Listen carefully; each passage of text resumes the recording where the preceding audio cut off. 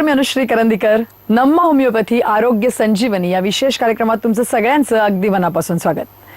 या विशेष कार्यक्रमामध्ये आजचा जो आपला विषय आहे तो म्हणजे आर्थरायटिस. अत्यंत महत्त्वाचा विषय, तुम्ही समजून घेणं गरजेचा विषय असा आपण घेतलेला आहे. आणि आर्थरायटिस या संपूर्ण विषयावरती मार्गदर्शन करण्याकरता आपल्यासोबत डॉक्टरही जोडले गेलेले आहेत. आपल्यासोबत आहेत डॉक्टर संतोष इनामदार. डॉक्टर, कार्यक्रमात मनापासून स्वागत. नमस्कार. तर डॉक्टरांबद्दल सांगायचं झालं तर आपल्यासोबत आहे डॉक्टर संतोष इनामदार. ते स्वतः होमिओपॅथ आहेत आणि त्याचबरोबर एक्सपर्ट होमिओपॅथिक कन्सल्टंट म्हणून नम्मा होमिओपॅथी बरोबर गेले 5 वर्ष डॉक्टर स्वतः कार्यरत आहेत.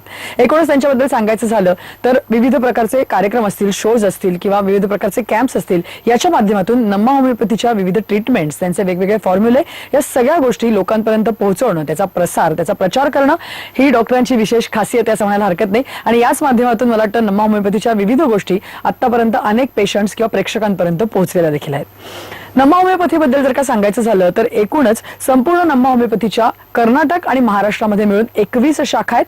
महाराष्ट्राबद्दल जर बोलायचं झालं तर महाराष्ट्रात 10 ठिकाणी नम्मा होमिओपॅथीच्या शाखा आहेत. त्यापैकी दादर म्हणजेच मुंबई येथे, ठाणे, पुणे, नाशिक, औरंगाबाद, सोलापूर, नागपूर, कोल्हापूर, नांदेड आणि अकोला या ठिकाणी नम्मा होमिओपॅथीच्या शाखा आहेत. आणि याकरता या शाखांमध्ये तज्ञ डॉक्टर देखील अवेलेबल असतात. आमच्या स्क्रीनवरती जे नंबर दिलेले आहेत त्याच्यावरती तुम्ही कॉन्टॅक्ट करू शकता. या सगळ्या डॉक्टरांच्या टीमशी तुम्ही बोलू शकता, तुमचे आजार डिस्कस करू शकता आणि त्याचबरोबर अपॉइंटमेंट घेऊन तुम्ही यापैकी कुठल्याही शाखेमध्ये जाऊन या डॉक्टरांना भेटू देखील शकता. आर्थरायटिस बद्दल सांगायचं झालं तर आर्थरायटिस या संपूर्ण आजारावरती गेल्या 10 वर्षांपासून नम्मा होमिओपॅथीमध्ये युनिक ट्रीटमेंट्स अवेलेबल आहेत. आणि आतापर्यंत 50,000हून अधिक पेशंट्स आर्थरायटिसचे अर्थातच या सगळ्यामधनं बरे देखील झालेले आहेत. तर एकूणच प्रेक्षक पुन्हा एकदा आजचा विषय समजून घेऊया आपण. आजचा विषय आर्थरायटिस. आपल्या सोबत आहेत डॉक्टर. आपण थेट त्यांच्याकडे जाणार आहोत आणि आजच्या विषयाला सुरुवात करणार आहोत. डॉक्टर, आपण जसं म्हटलं तसं की नम्मा होमिओपॅथीच्या माध्यमातून आपण एवढे सगळे पेशंट्स तर बरे केलेले आहेत, 50,000हून अधिक केसेस किंवा रुग्ण आपण बरे केलेले आहेत. नम्मा होमिओपॅथीच्या युनिक ट्रीटमेंट सुद्धा आहेत, त्याच्यावरती आपण येऊच या. परंतु सामान्य प्रेक्षकांना समजेल, त्यांना कळेल की एक्झॅक्टली आर्थरायटिस म्हणजे काय, या अनुषंगाने तुम्ही सुरुवातीला काय सांगाल नेमकं? साधारणतः कसं असतं की सामान्य माणसाने पहिलं लक्षात घेणं गरजेचं असतं की जेव्हा तो आपल्या डे टू डे ऍक्टिव्हिटीज करत असतो त्यावेळी सांध्यांमध्ये एक सूक्ष्म पद्धतीच्या वेदना होत असतात. मग त्या सूक्ष्म पद्धतीच्या वेदनांकडे एक वेळीत लक्ष देणं फार गरजेचं असतं. कारण त्याच सूक्ष्म पद्धतीच्या वेदनांना जर वेळीत लक्ष नाही दिलं तर ते गंभीर स्वरूप धारण करतात आणि त्याच्यातून आपल्याला आर्थरायटिस नावाचा आजार होऊ शकतो. जनरली कसं असतं की एक सामान्य व्यक्ती जेव्हा लोकलमधून ट्रॅव्हल करतो किंवा घराचं काम करत असतो, हेवी वर्क करत असतो, काही स्त्रिया स्वयंपाक करतात, वर्किंग प्रोसेसला जातात, ट्रॅव्हलिंग करतात, कोण वजन उचलत असते, कोण स्टँडिंग जॉब करत असतात. अशा वेळेस प्रत्येक व्यक्ती, सामान्य माणसांमध्ये एक सांध्यांमध्ये वेदना होणं साहजिक गोष्ट आहे. पण विश्रांती घेतल्यानंतर, रेस्ट झाल्यानंतर त्या वेदना जवळजवळ कमी व्हायला हव्यात. पण अशा जर वेदना कमी नाही होत आहेत पण आपल्याला वारंवार वेदनाशामक गोळ्यांची गरज लागते असं आपल्याला जाणवू लागलं तर आपल्याला आर्थरायटिस असू शकतो, आपल्याला संधिवात असू शकतो. हे लक्षात घेणं गरजेचं असतं आणि त्या दृष्टिकोनातून ट्रीटमेंट घेणं गरजेचं असतं. नक्की. पण आपण सामान्याने कळेल असं सांगितलेलं नेमकं संधिवात किंवा आर्थरायटिस म्हणजे काय. परंतु आता आपण जेव्हा संधिवात म्हणतो तेव्हा या वाताचे किंवा संधिवाताचे विविध प्रकार असू शकतात. हो, अगदी करेक्ट आहे की बरं, ह्या संधिवाताचे 1-2-3 प्रकार असतात. मूळ प्रकार जे असतात त्याच्यामध्ये पहिला आणि फार महत्वाचा असतो त्याला आम्ही ऑस्टिओआर्थरायटिस म्हणजे संधिवात असं संबोधतो. दुसरा असतो त्याचं नाव आहे की आमवात म्हणजेच रुमॅटॉइड आर्थरायटिस. तिसरा असतो त्याला म्हणतात गावठी आर्थरायटिस. मग परत त्याच्यानंतर व्हायरल आर्थरायटिस असतात, सोरॅटिक आर्थरायटिस असतो. असे 3-4 प्रकारचे आर्थरायटिस असतात. पण प्रत्येक आर्थरायटिसचं कारण वेगळं असतं. फॉर एक्झाम्पल, आता हा जो मी तुम्हाला सांगतोय जो वयोमर्यादेप्रमाणे येतो त्याला ऑस्टिओआर्थरायटिस म्हणजे संधिवात म्हणतो. जसं आपलं वय वाढत जातं त्याच्यानुसार आपल्या गुडघ्यांमध्ये, सांध्यांमध्ये झीज व्हायला त्या चालू होते. मग ती जी झीज होते त्याच्यातून मग आपल्याला जो आर्थरायटिस निर्माण होतो त्याला आम्ही ऑस्टिओआर्थरायटिस म्हणजे संधिवात असं संबोधतो. त्याच्यानंतर जो होतो जो यंग एज मध्ये म्हणजे साधारणतः आपल्याला तरुण पिढीमध्ये दिसतो किंवा वयोमर्यादा जे असते 20 पासून जे आपल्याला 40-45 पर्यंत दिसतो तो म्हणजे आमवात, ज्यांच्यामध्ये झीज झालेली नसते पण तो जो आमवात असतो तो आपल्या रोगप्रतिकारक शक्तीशी संबंधित असतो. म्हणजे थोडक्यात ज्या व्यक्तीची रोगप्रतिकारक शक्ती कमी असते, ज्याच्यामध्ये ऑटो इम्युन कंडिशन्स असतात, म्हणजे थोडक्यात आपल्याच रक्तपेशी आपल्या विरोधात असतात, म्हणजे थोडक्यात आपल्या शरीरामध्ये आपली रचना, आपली रोगप्रतिकारक शक्ती कमी असते, अशा व्यक्तींमध्ये आपल्याला आमवाताचा प्रकार दिसतो. नंतर तिसरा आणि खूप महत्वाचा असतो तो म्हणजे गावठी आर्थरायटिस. गावठी आर्थरायटिस कसा होतो तर जनरली जेव्हा आपल्या शरीरामधलं युरिक ऍसिडचं प्रमाण वाढलेलं असतं किंवा त्याच्यामध्ये जेव्हा आपल्या शरीरातले जे सांधे सुजतात अशा प्रकारच्या कंडिशन्स मध्ये आपल्याला युरिक ऍसिड वाढलं की तो जो वात तयार होतो त्याला आपण गावठी अर्थरायटिस असं संबोधतो. मग काही प्रकारे असंही आपल्याला दिसून येतं की काही व्हायरल अर्थरायटिस म्हणजे जो संधिवाताचा त्रास होतो किंवा एखाद्या वेळेस कशी कंडिशन असते की आपले सांधे दुखतात, आपण औषध उपचार केले की कमी होतात पण वारंवार त्याचा त्रास होतो, आपल्याला दगदग झाली की परत तो त्रास होतो. मग अशा सिच्युएशन्स मध्ये जो त्रास असतो त्याला व्हायरल अर्थरायटिस असं संबोधतो. मग काही कंडिशन्स मध्ये जे स्पेशली बोलले जातात त्याच्यामध्ये असतो सोरायटिक अर्थरायटिस, म्हणजे सोरायसिस सारखा एक गंभीर आजार आहे जो स्किनवर असतो. त्याच्यावेळी नाना प्रकारचे वरून स्टेरॉइड्स वगैरे लावले जातात किंवा आपण त्याच्यामध्ये टेम्पररी ट्रीटमेंट्स घेतल्या जातात. मग त्याचं कॉम्प्लिकेशन होतं आणि त्याच्यातून सुद्धा एक वाताचा त्रास तयार होतो, त्याला म्हणतात सोरायटिक अर्थरायटिस. अशा प्रकारचे नाना प्रकारचे अर्थरायटिस आपल्याला पाहायला मिळतात.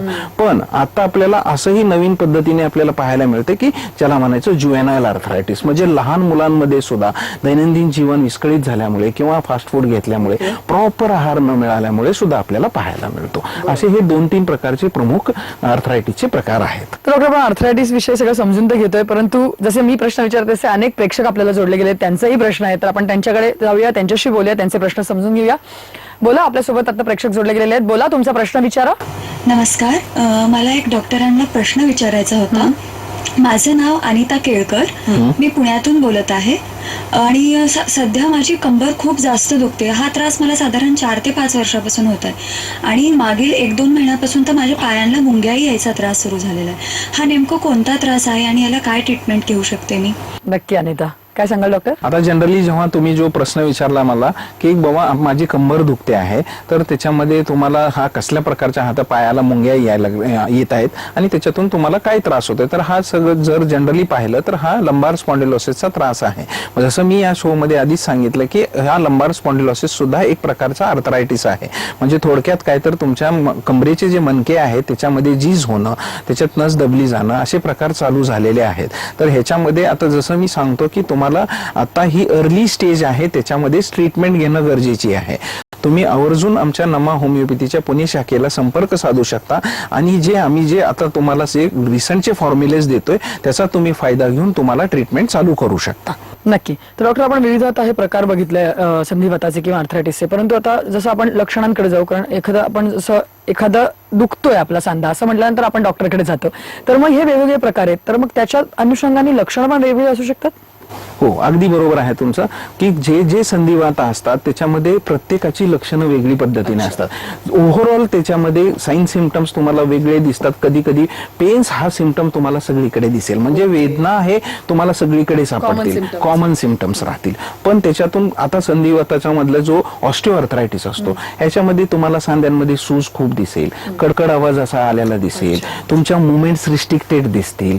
मग अशा वेळेस तो जो एज असतो, कारण तो वयोमर्यादेप्रमाणे येणारा आजार आहे, मग जेव्हा तो वयोमर्यादेप्रमाणे येतो त्यावेळेस त्या व्यक्तीची हालचाल कमी होते, त्या व्यक्तीमध्ये सांध्यांमध्ये सूज आल्यामुळे त्याच्यामध्ये तो एक प्रकारचं थोडंसं त्याला चालण्यामध्ये डिफिकल्टीज येतात. म्हणजे अशा प्रकारचे सिम्पटम्स दिसतात. पण काही केसेसमध्ये आता दुसरा जो प्रकार असतो जो रुमॅटॉइड अर्थरायटिस असतो, जो जनरली आपल्याला आता सगळीकडे पाहायला मिळतो, हा जो रोग प्रतिकार शक्तीशी संबंधित आहे. याच्यामध्ये तुम्हाला असं दिसेल की सांध्यांच्या लहान लहान हातांच्या बोटांमध्ये, पायांच्या बोटांमध्ये किंवा मग छोट्या सांध्यांमध्ये सूज यायला चालू होते, दोन्ही बाजूला दिसते, हाताच्या पायाच्या. ऍक्च्युअली कसं असतं की हे थोडे दुर्लक्षित केले जातात, पण नंतर मग त्याच्यामध्ये तुम्हाला जाणवतं. आता काही केसेसमध्ये जेव्हा गावठी अर्थरायटिस असतो, गावठी अर्थरायटिस मध्ये स्पेसिफिकली तुम्हाला अंगठ्याच्या म्हणजे पायाच्या दोन्ही अंगठ्यांच्या मध्ये लालसरपणा होणं, त्याच्यामध्ये अंगठ्यांना सूज येणं, मग बोटांपासून सुरुवात होणं, मग थोडंसं तुमचं डाएट चेंज केलं किंवा ट्रीटमेंट्स घेतल्या तर कमी वाटणं, परत रिटर्न येणं, हे असे तुम्हाला गावठी अर्थरायटिस मध्ये चेंजेस दिसतात. पण व्हायरल अर्थरायटिस मध्ये जसे आपण चिकनगुनियामध्ये सिम्पटम्स बघतो की खूप व्हायरल म्हणजे काय तर दगदग झाली, व्हायरल इन्फेक्शन झालं आणि तो सांध्यांना अटॅक आला आणि त्याच्यामुळे स्पॅझम झाला. म्हणजे थोडक्यात सांधे सगळे आकडून येत आहे आणि आकडून आल्यानंतर त्याची मुवमेंट्स कमी होतात. मग ज्याच्या वेळेस मुवमेंट्स कमी झाल्या की मग त्यांना तो व्हायरल अर्थरायटिस म्हणजे असे सिम्पटम्स दिसतात आपल्याला. आता आपण एकूणच पाहिली लक्षणं सुद्धा वेगवेगळी असू शकतात जर का प्रकारानुसार, त्या अनुषंगाने मग हे अर्थरायटिस वेगवेगळे प्रकार होण्याच्या मागची काही वेगळी कारणं असतात का? म्हणजे कॉजेस ऑफ आर्थरायटिस जर का आपण म्हटलं थोडक्यात, तर नेमके काय काय कारणं असू शकतात? अगदी बरोबर आहे तुमचं. साधारणतः कसं आहे की जेव्हा आपल्याला आर्थरायटिस होतो तर आर्थरायटिसचं मेन कारण असतं की तुमच्यामध्ये असणारी पोषक आहाराची कमतरता.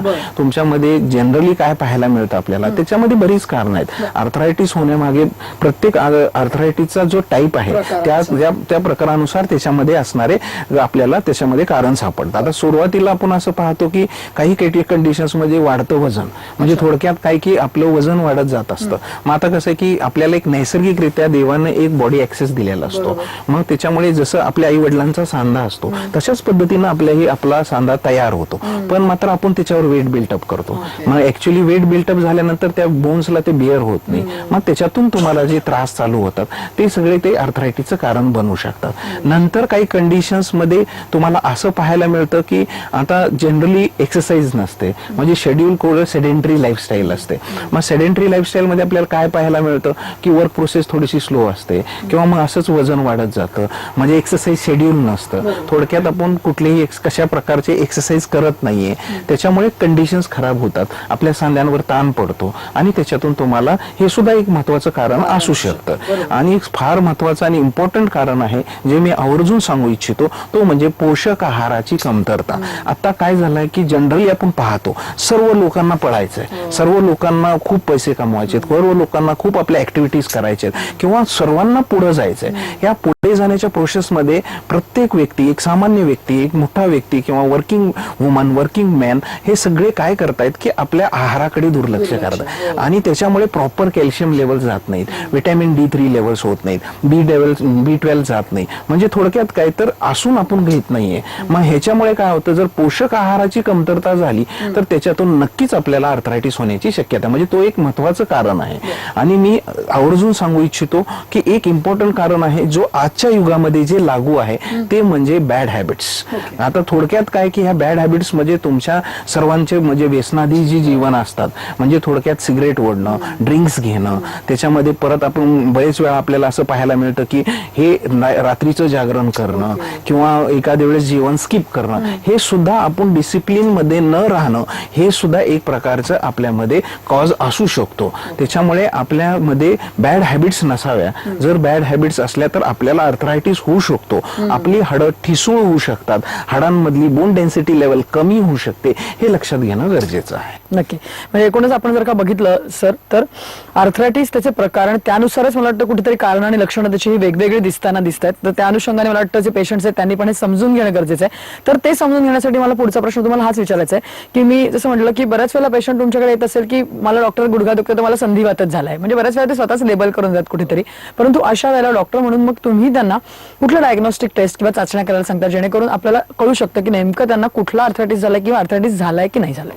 अगदी आता तुमचा प्रश्न बरोबर आहे की 90% लोकांमध्ये आपल्याला कुठल्या प्रकारचा आर्थरायटिस आहे हेच माहित नसतं. जनरली आम्ही काय करतो की युजली पेशंटला असं संबोधतात जेव्हा गुडघे दुखतात, सांधे दुखतात, त्यामुळे ते काय करतात, X rays, MRI scan, calcium level, vitamin level, ह्या सगळ्या गोष्टी आम्ही ऍडवाइस करतो. पण युजली हे सर्व तपासण्या झालेल्या असतात.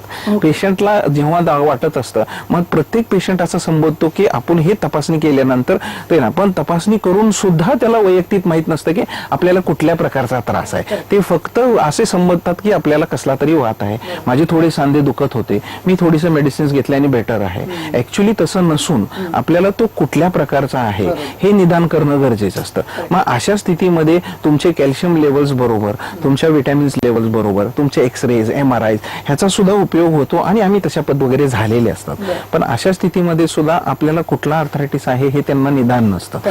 मग अशा वेळेस आम्ही काय करतो की त्यांना एक बाबा अँटीबॉडी टेस्ट असतात, म्हणजे प्रत्येक सिम्पटम्स प्रमाणे म्हणण्यापेक्षा कुठला प्रकार आहे ते निदान करण्यासाठी, डायग्नोसिस करण्यासाठी त्या दृष्टिकोनातून आम्ही इन्व्हेस्टिगेशन्स किंवा त्याला तपासणी करायला सांगतो. फॉर एक्झाम्पल आता आम्हाला अँटीबॉडीजची तपासणी असते जी पेशंट्सला फारशी माहीत नसते, किंवा मग त्याच्यामध्ये सी रिएक्टिव्ह प्रोटीन्स म्हणून असतात, किंवा मग त्याच्यामध्ये ESR असतो. ह्या सगळ्या गोष्टी खूप इम्पॉर्टंट असतात. मग पेशंटला काय फक्त जनरली आपल्याला काय पाहायला मिळतं की पेशंट्सला फक्त कॅल्शियम लेवल्स, एक्सरेज हेच फक्त लक्षात लक्षात येतात. पण मात्र त्याच्याबरोबर ह्या सुद्धा तपासण्या जे प्रत्येक आजाराशी संदर्भात असतात, म्हणजे थोडक्यात युरिक ऍसिड वाढलेलं असेल तर त्या युरिक ऍसिडचं प्रमाण ते लक्षात आलं. हे सगळ्या गोष्टी आम्ही त्या पेशंट्सला ऍडवाइस करतो. की संधिवात किंवा मला आर्थरायटिस झालंय असं लोक स्वतःच ठरवून टाकतात आणि मग अशा वेळेला बऱ्याचदा काही वेळेला त्यांना सर्जरी सांगितलेली असते, काही वेळेला अनेक महिने ते पेन किलर्स किंवा मेडिकेशन वरती असतात आणि मग त्यानंतर कुठेतरी रिलीफ मिळत नाही, तेव्हा मग ते ट्रीटमेंटच्या अनुषंगाने होमिओपॅथीच्या कडे वळतात आणि मग आपल्याकडे येतात. आपणही आतापर्यंत असे असंख्य पेशंट बरे केलेले आहेत. तर मला तुम्हाला विचारायचं आहे की मग ह्या विविध प्रकारांच्या आर्थरायटिसवरती नम्मा होमिओपॅथीमध्ये स्पेसिफिकली कशा प्रकारे ट्रीटमेंट केली जाते? अगदी नमा होमिओपॅथीमध्ये आम्ही जी रिसर्च केलेले फॉर्म्युलेज आहेत त्याचं जे नाव आहे immunogenic miasmatic 6th generation homeopathic treatment. आता हा जो रिसर्च केलेला फॉर्म्युला आहे या फॉर्म्युल्याच्या द्वारे आम्ही पेशंट्सला ट्रीट करत असतो. त्याच्यातला पहिला आणि खूप महत्त्वाचा मुद्दा आहे की पेशंट्सने हे लक्षात घेणं गरजेचं आहे की आपला जो ट्रीटमेंट पार्ट असतो हा ट्रीटमेंट पार्टमध्ये जेव्हा आपल्याला सर्जरी सांगितली जाते किंवा आपल्यामध्ये एक बाबा आशेचं किरण कुठेही राहत नाही, ऑपरेशन करायचं नसतंय, अशा स्थितीमध्ये होमिओपॅथी न घेता त्याच्या आधीच्या स्टेजमध्ये म्हणजे थोडक्यात काय तर जेव्हा आपले गुडघे वारंवार दुखतात, आपल्या सांध्यांमध्ये वेदना होत आहे, आपण कित्येक दिवसापासून वेदनाशामक गोळ्या घेतोय, कित्येक दिवसापासून आपण कॅल्शियमच्या गोळ्या घेतोय, हेच लक्षण आहे की तुम्ही होमिओपॅथीकडे आलं पाहिजे. होमिओपॅथीची ट्रीटमेंट घ्यायला हवी. होमिओपॅथीच्या ट्रीटमेंटमध्ये जी नमामध्ये दिली जाते जेवढ्या अर्ली स्टेजमध्ये तुम्ही याल तेवढ्या अर्ली स्टेज म्हणजे त्या पद्धतीने तुम्हाला ट्रीटमेंट दिली जाईल. त्याच्यामध्ये तुम्ही लवकर रिकवर होण्याचे चान्सेस असतात. फॉर एक्झाम्पल आमच्या जी नम्मा होमिओपॅथीमध्ये जी ट्रीटमेंट आहे ती जी इम्युनोजेनिक म्हणजे काय तर इम्युनोजेनिक म्हणजे काय तर प्रत्येक रुग्णाच्या एक इम्युन सिस्टीम असते. प्रत्येक रुग्णांमध्ये आपल्या स्वतःच्या आजाराविरुद्ध लढण्यासाठी एक रोगप्रतिकारक शक्ती असते. अशा सेल्सला स्ट्रॉंग करण्याचं काम हे आमची immunogenic miasmatic 6th generation treatment करत असते. म्हणजे प्रत्येक व्यक्ती हा आपल्या स्वतःच्या रोगप्रतिकार शक्तीने बनलेला असतो. मग त्याची शक्ती त्याला फाईट करू शकत नाही म्हणून त्याला आर्थरायटिस झालेला असतो. मग त्याच्यासाठी तो फक्त टेम्पररी किंवा आपले तात्पुरते इलाज करत असतो. मग अशा वेळेस त्याची इम्युन सिस्टीम स्ट्रॉंग करणं असे औषध प्रणाली निर्माण केलेली आहे नमा होमिओपॅथीनं, ज्याच्यामध्ये इम्युन सेल्स चांगले केले जातात. म्हणजे थोडक्यात असं असतं की त्याचे इम्युन सेल्स चांगले केल्यामुळं त्याला एक प्रकारचं लाईफ लॉंग कव्हरेज मिळतं. त्याचे आजार आर्थरायटिसशी रिलेटेड तर कमी होतातच पण त्याला पुढे जाऊन कॉम्प्लिकेशन्स होत नाहीत. मग अशा औषध प्रणाली देण्यासाठी आम्ही त्याचं नाव ठेवलं की इम्युनोजेनिक. आता मायाझमॅटिक म्हणजे काय तर मायाझमॅटिक म्हणजे थोडक्यात काय असतं की प्रत्येक आजाराचा एक कॉज असतो, प्रत्येक गोष्टींमध्ये काहीतरी कारण असतं. म्हणजे कित्येक पेशंट आपल्याला पाहायला मिळतात की हे कारण झालं, मी जेव्हा ट्रेनमध्ये चाललो होतो असं जस्ट खाली उतरलो आणि माझ्या पायांना एक थोडक्या प्रकारे ट्विस्ट झाला आणि तिथून मला ते गुडघा माझा दुखायला लागला, तो कंटिन्युअसली दुखत राहिला, त्याच्यानंतर दुसरा दुखायला लागला. म्हणजे थोडक्यात काय तर त्याला म्हणतात ते कारण असतं. आमच्या होमिओपॅथीमध्ये त्याला एलिमेंट्स फ्रॉम म्हणतात. म्हणजे थोडक्यात असे कारण प्रत्येक पेशंटचं वेगळं असू शकतं. मग अशा पद्धतीचे कन्सिडरेशन मध्ये घेऊन आम्ही ते मायाझमॅटिक कॉज बघितला जातो त्याच्या मागचा. नंतर त्याच्यानंतर इम्युनोजेनिक मायाझमॅटिक 6th जनरेशन म्हणजे काय तर आता हे दगदगीचं युग म्हणजे थोडक्यात हे फास्ट युग आहे. या फास्ट युग मध्ये प्रत्येकाला आपल्यासाठी स्वतःसाठी फॅमिलीसाठी खूप काही करायचं आहे. मग अशा स्टेटमध्ये ह्या जनरेशन्स मध्ये आपल्याला नाना प्रकारचे विविध प्रकारचे आजार येत आहेत. आता फॉर एक्झाम्पल आपण कधीही एक्सपेक्ट केलं नव्हतं जी कोविडची कंडिशन्स आल्या, सर्वांनी त्याच्यातून गेलेल्या आहेत, सर्वांनी पाहिलंय कोविड सिच्युएशन्स काय होत्या. आपण काय एवढे सफर झालो तर आपल्या स्वतःची इम्युन सिस्टीम स्ट्रॉंग नसल्यामुळे किंवा मग आपल्यामध्ये इम्युनिटी स्ट्रॉंग नसल्यामुळे आपल्या सर्वांना ते फेस करावं लागलं. आम्ही आवर्जून सांगू इच्छितो की नमा होमिओपॅथीने ही जी इम्युनोजेनिक सिस्टीम जी तयार केली, इम्युनोजेनिक जी मायाझमॅटिक सिस्टीम जी आहे ती त्या इम्युन सिस्टीमवर बेस्ड आहे. म्हणजे थोडक्यात काय तर हे जी 6th जनरेशन आहे ह्याचं जे आहे की याच्यामध्ये कुठल्याही प्रकारचे आजार कधीही कशीही येत आहेत. मग अशा वेळेस आपल्या स्वतःची सिस्टीम स्ट्रॉंग करणं, ह्या जनरेशनला रिलेटेड असणारा ट्रीटमेंट देणं, जे जनरेशन्स मध्ये जे नवीन अजून काही आजार येऊ शकतात, आर्थरायटिस मधले जे प्रकार आहेत, आता आम्ही जे पाहतोय आजकालच्या युगात जे आजार आर्थरायटिसचे जे 80 वयात व्हायचे ते आता आपल्याला 40 वयात दिसत आहेत, काही लोकांना 20 वयात दिसत आहेत, काही लोक म्हणतात की नाही बाबा मला अजून 10 वर्षाचा 11 वर्षाचा मुलगा आहे त्याचे सांधे दुखत आहेत. मग हे काय सांगतं आपल्याला? हे असं सांगतं की ह्या जनरेशन मध्ये आजाराची खूप प्रगती प्रगती व्हायला लागली. मग आपली इम्युन सिस्टीम बी तशी स्ट्रॉंग व्हायला पाहिजे आणि आपली औषध प्रणाली सुद्धा त्या पद्धतीची पाहिजे की जी ह्या सिस्टीमला लागू करेल, तुमच्या या जनरेशनला लागू होईल. तशी आमची नमा होमिओपॅथीनं तयार केलेली हे immunogenic miasmatic 6th generation treatment आहे, ज्याचा लाभ प्रत्येक अर्थरायटिक पेशंटला होतो. जनरली आम्ही पाहतो की आपल्याला इम्युन सिस्टीमशी स्ट्रॉंग करणारी आणि आपली पॅथॉलॉजी ही करेक्ट करणारी अशी आमची नमा होमिओपॅथीची ट्रीटमेंट आहे. डॉक्टर, आपल्याला प्रेक्षक जोडले जात आहेत, त्यांचाही प्रश्न विचारूया. तुम्हाला काय बोलायचं डॉक्टरांशी, काय सांगाल? मी पूर्वा पाटील बोलतेय दादरवरून. मला डॉक्टरांना हे प्रश्न विचारायचं होतं की माझी आई आहे, ती 60 वर्षाची आहे, तिच्या गुडघ्यामध्ये खूप सूज आलेली आहे तिला. आम्ही बाहेर डॉक्टरांना दाखवलं, त्यांचं असं म्हणणं आहे की तुम्ही पेन किलर्स वगैरे घ्या आणि आम्ही फिजिओथेरपी पण केली आहे त्याची, पण त्यांना अजून काही फरक पडला नाहीये. तर आपल्या नमा होमिओपॅथीमध्ये असं काय आहे की तिला त्या आजाराने युक्त येऊ शकतो? नक्कीच.